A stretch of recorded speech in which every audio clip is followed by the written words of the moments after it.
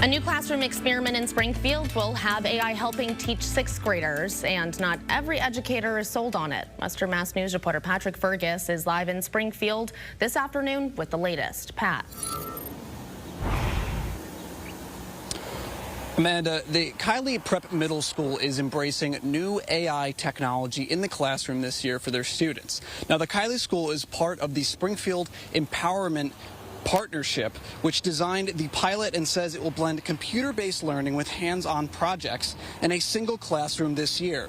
This particular program is an adaptation of a Texas pilot that used the Alpha school model.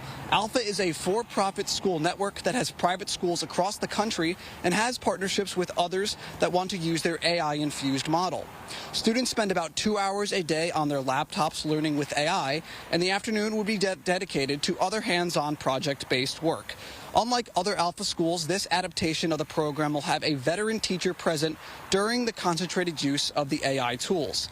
Now, the Springfield Education Association, which represents about 2,500 employees in Springfield Public Schools, says some members are concerned about AI tools like the ones being used in this model.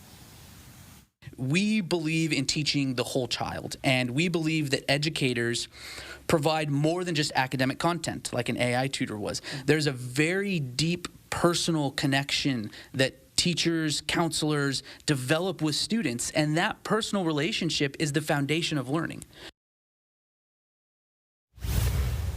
Coming up tonight at 6, hear more from Springfield Empowerment about why they think this will improve students' learning ability. For now, reporting live in Springfield, Patrick Fergus, Western Mass News.